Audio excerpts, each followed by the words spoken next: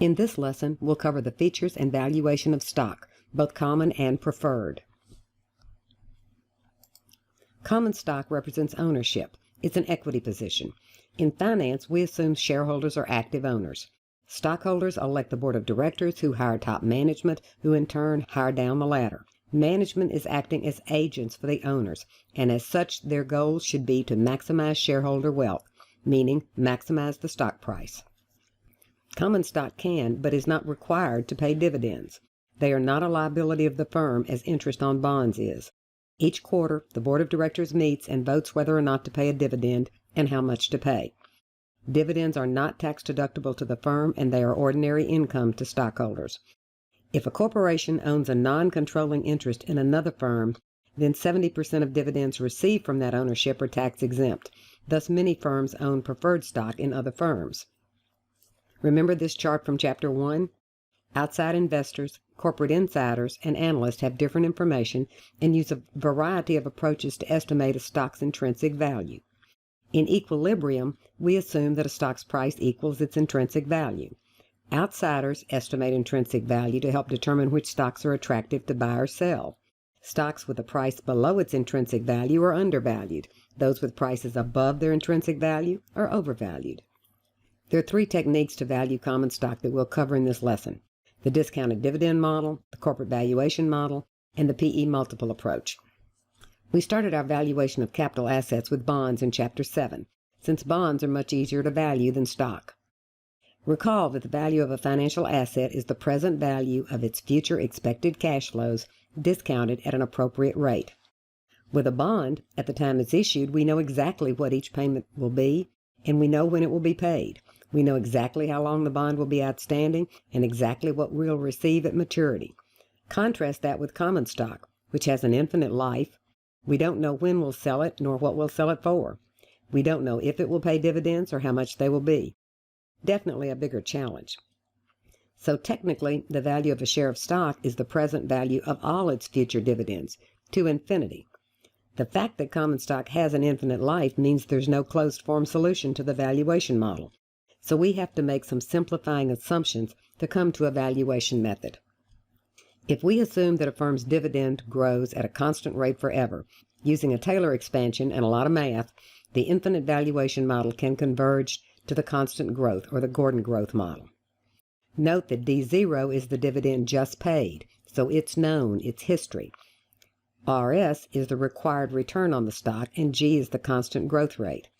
Be careful as to whether a problem gives you D0, the dividend just paid, or D1, the next expected dividend. So what happens if the growth rate is larger than the required return?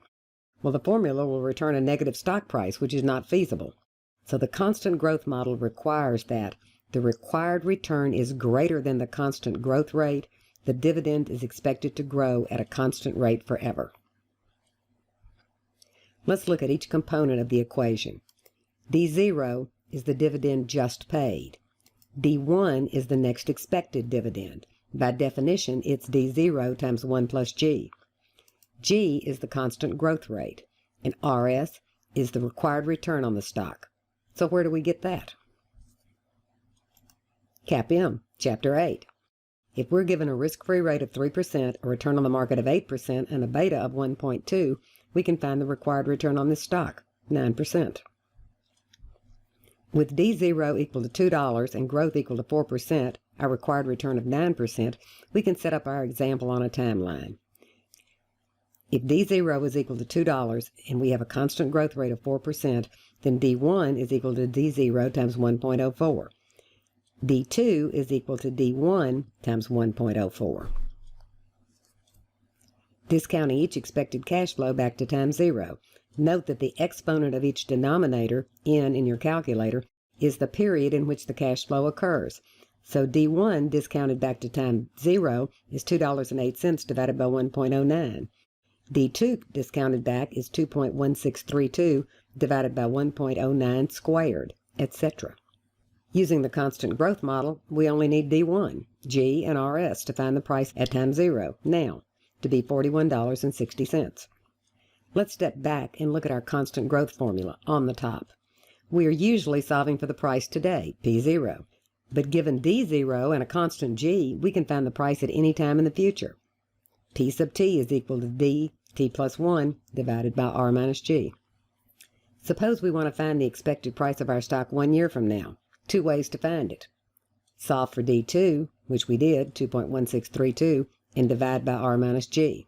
Or, if the dividend is growing at a constant rate of G, then the stock price is also growing at the same rate. The stock price at time 1 is the price at time 0 times 1 plus G. As shown on the slide, same price.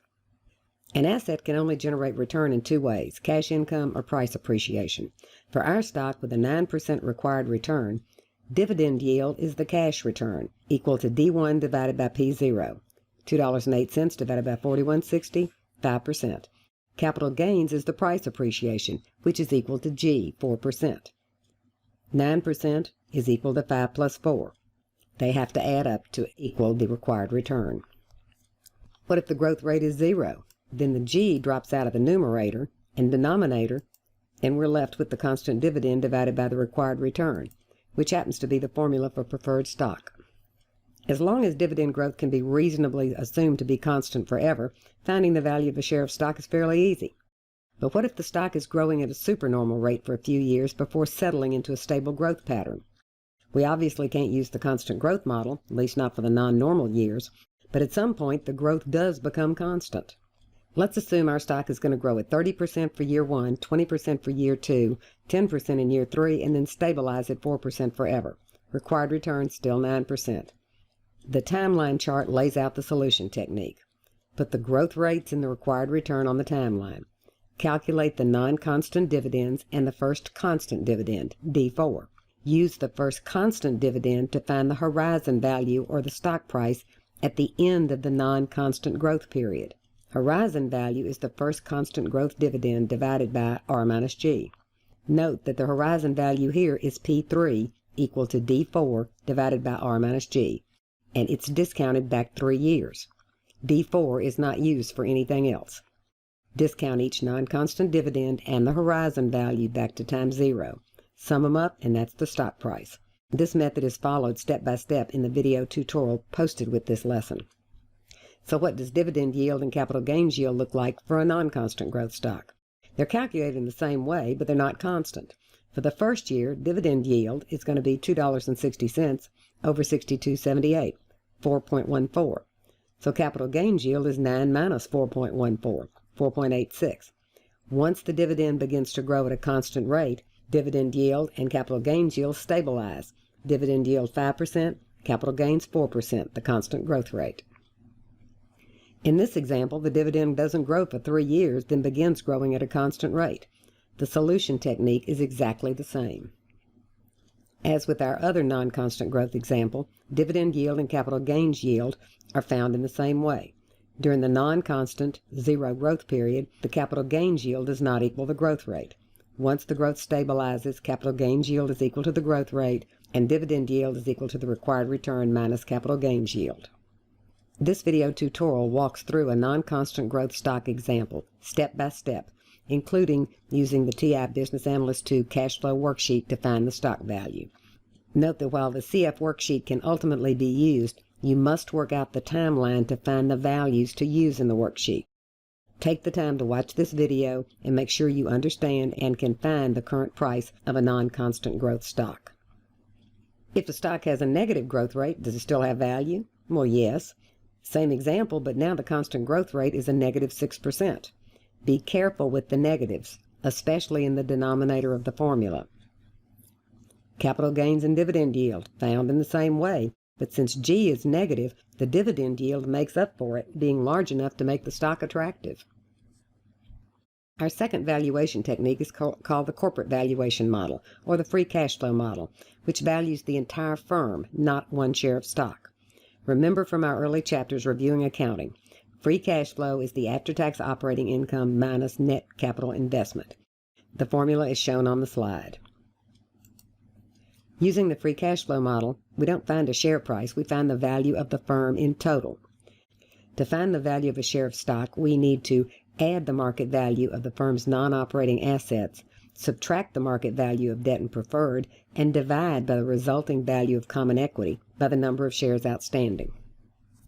The free cash flow model is often preferred to the dividend model since it can be applied to firms that do not pay a dividend or to ones whose dividend is hard to forecast. The model does assume that at some point free cash flow will stabilize at a constant growth rate. So it can also be applied to firms whose free cash flow grows at a constant or non-constant rate. Where we found the value of a share of stock at the end of the non-constant period, in the free cash flow model, we'll find the horizon value, or the value of the firm, at the end of the non-constant growth. Recall our basic valuation model for a share of stock and how, by assuming a constant growth rate, we could simplify to the constant dividend growth model. We can do the same for the free cash flow model.